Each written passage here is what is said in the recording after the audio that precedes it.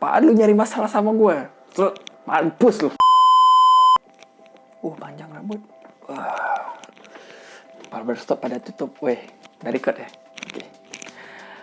Halo book lovers, balik lagi bersama gue Rio di sini, dan di video kali ini kita akan review lanjut lagi terus. Setelah trilogi Bartimeus selesai, Jonathan Stroud nerbitin buku lagi. Walaupun udah lama sih sebenarnya, tapi dia kayak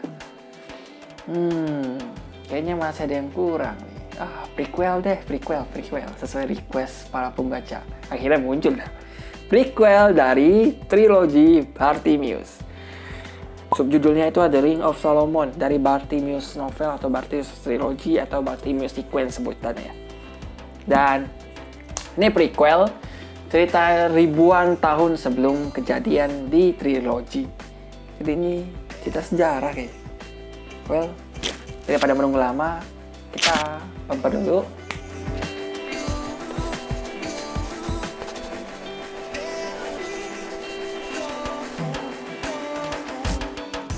Nah, seperti yang gue jelasin, ini judul bukunya itu adalah A Bartimeus Novel, The Ring of Solomon judulnya. Dengan translasi Indonesianya itu Cincin Solomon. Dan inilah prequel dari trilogi Bartimeus. Tapi prequelnya jauh banget.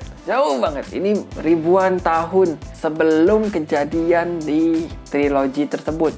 Yang kejadian lalu, dan ini latar belakang ceritanya itu adalah di Mesir. Oke, seperti apa ceritanya? Tapi kita ngobrolin tentang covernya. Nah, ini adalah desain cover edisi pertama. Dan buku prequel ini tidak ada edisi cover lain lagi. Tapi nggak tahu sih. Kayaknya bakal ada edisi cover kedua yang mirip-mirip dengan cover ketiga dari trilogi. Jadi kayak gini. Trilogi punya 3 edisi cover yang saat ini gue ketahui yang udah diterbitin di Indonesia. Yang pertama ini yang mirip-mirip kayak gini. Jadi bentuknya ada bingkai kotak di tengah dan ada ilustrasi monsternya atau makhluk magisnya. Sementara di pinggirnya ini ada warna-warna gitulah. Setiap buku beda warna. Nah, itu di trilogi itu ada edisi cover 1. Sementara edisi cover keduanya itu yang kayak gini. Nah, karakter ilustrasi, ada gerbang, dan ini full. Nggak ada bingkai-bingkai apa lagi. Nah, terus yang edisi ketiga itu kayak gini. Nah, itu edisi ketiga, khusus untuk trilogi. Nah, sementara untuk buku prequel, di Indonesia sendiri tidak dibikin edisi kedua. Jadi misalnya ini edisi 1 nih. Terus yang trilogi udah ada edisi kedua, tapi ini masih edisi 1. Jadi ini tidak ada perubahan. Terus yang trilogi ada edisi ketiga covernya, dan ini baru masuk edisi kedua dengan ciri khas edisi ketiga yang trilogi gitu. Jadi kayak ada skip untuk edisi kedua yang di buku prequel. Iya benar, prequelnya. Nah, cerita apa sih tentang buku yang prequel ini? Buku prequel ini cerita tentang sekitar 1000, 2000, 3000 tahun sebelum kejadian di London. Di mana ini kejadiannya masih di zaman Mesir gitu, Mesir kuno. Dan yang memimpin Mesir itu si Solomon ya. Ya, si Solomon, di mana dia sesuai judul sih, The Ring of Solomon. Jadi yang memimpin Mesir pada masa itu adalah Solomon, Raja Solomon, di mana Raja Solomon ini ternyata orang yang menggunakan jin untuk melakukan banyak hal. Misalnya bangun piramida, 1000 jin. Kayak bangun Borobudur yang kalau di Indonesia kan, bangun Borobudur, 1000 setan. Nah, dalam satu malam gitu selesai kan. Nah, sama di sini adalah Raja Solomon, dia punya sebuah cincin sakti. Kalau kita di trilogi itu ada 3 barang sakti, dari kalung, jubah, tongkat, dan sebagainya. Kalau di buku prequel, yang barang saktinya itu adalah cincin. Cincin Solomon ini maha dahsyat. Orang bisa memanggil jin, memerintah jin tanpa kontrak apapun. Tinggal lu punya cincin nih di jari, lu puter aja, 1000 jin muncul tanpa kontrak, dan bisa lu perintah gitu aja. Tanpa harus bikin ritual, bikin lingkaran sihir lah, terus nyedain sesembahan lah, baca mantra-mantra atau kalimat ritual untuk setiap jin. Karena setiap jin punya kayak kalimatnya masing-masing. Lu mau panggil Bartimius punya kayak mantra khusus dengan bahasa India, bahasa Mesir gitu, bahasa India. Jadi salah gua kan. Jadi dari bahasa Mesir gitu atau bahasa Latin atau bahasa yang kuno-kuno lah. Pokoknya harus memanggil jin dengan kayak nama asli mereka atau nama terkenal mereka pada zamannya. Sementara si Raja Solomon ini, Pak, lu nyari masalah sama gue. Terus, mampus lu. Udah kayak gitu doang. Anjing gak OP gak tuh sebagai raja. Dan dia orangnya ini diktator. Jadi semua yang diperintah harus dilakukan. Kalau lu gagal, lu bisa-bisa pertama antara lu dibunuh oleh jin, disiksa, diberhentikan dari pemerintahan dan diusir dari kerajaan, atau hilang dimakan jin dan sebagainya. Pokoknya sadis-sadis lah. Dan orang bisa menghilang puff gitu aja.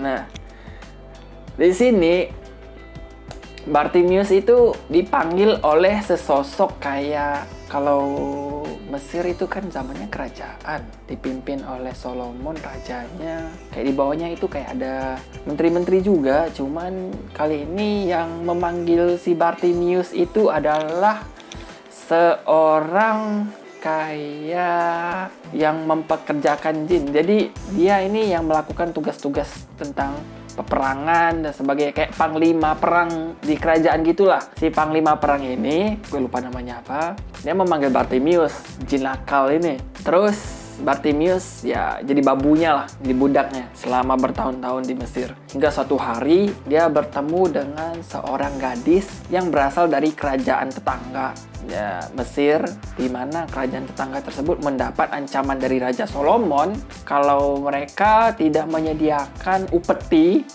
berupa bukan uang sih, karena produksi kerajaan tersebut adalah kayak dupa, bahan pokoknya itu barang-barang yang sering digunakan penyihir atau ahli sihir di kerajaan sana untuk memanggil jin. Jadi kayak dupa, menyan dan sebagainya. Jadi produksi utama kerajaan itu adalah itu. Mereka punya kebun dan sebagainya yang luas dan mereka cukup sukses dalam bidang tersebut. Nah, si Raja Solomon ini memerintah seluruh Mesir dan dia meminta kayak kerajaan kecil, alah siapa lu?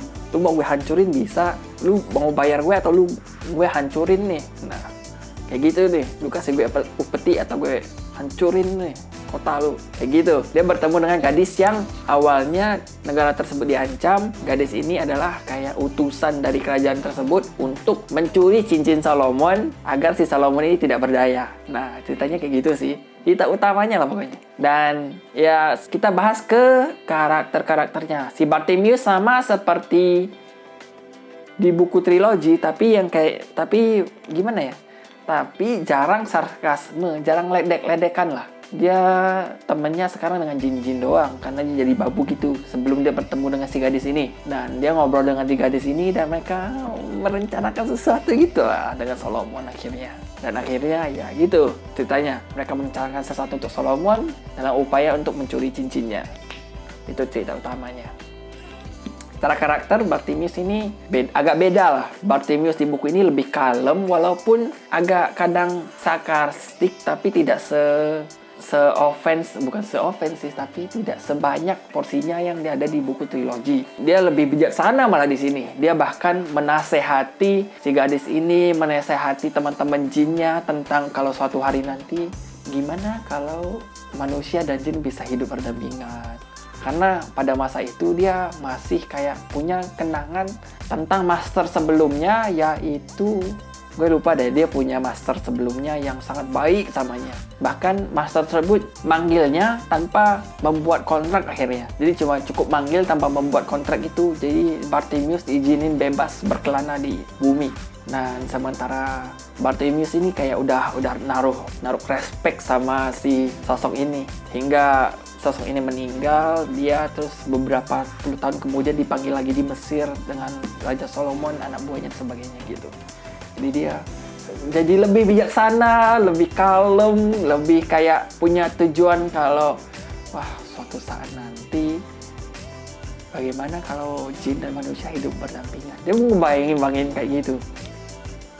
Hingga akhir di buku ini kacau balau dan sebagainya, dan terjadilah di buku berikutnya, yaitu di trilogi. Jadi kayak selama ribuan tahun baru dia dipanggil lagi di London oleh Nathaniel. Dan ketika dipanggil, dia udah punya pengalaman pahit tentang kenaifannya antara hubungan manusia dan jin gitu. Jadi dia lebih apaan lu? Pergi lu. Panggil gue jadi budak, enak aja lu. Kayak gitu. Jadi dia lebih kayak kurang suka dengan manusia yang memanggilnya masternya gitu. Unik sih. Itu sih tentang buku ini. Terus ya secara cover masih cover lama, cover edisi barunya gue gak suka sih. Jadi gue lebih milih cover ini karena gak ada gambar Phoenix-nya. Keren loh gambar Phoenix.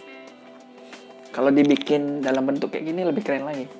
Jadi bentuknya kayak gini, ada Phoenix di tengah ini, terus ada gerbang, dan ya itu lebih cakep sih daripada kayak kebingkai gini, ke kotak-kotak. Ini mungkin karena dulu sempat populer dengan desain sampul kayak gini sejak serinya Eragon terbit di Indonesia yang diterbitin oleh Gramedia kayaknya. Jadi semenjak itu beberapa desain sampul fantasi adaptasinya bentuknya kotak kayak gini, desain covernya. Ya, tapi gue suka sih desainnya.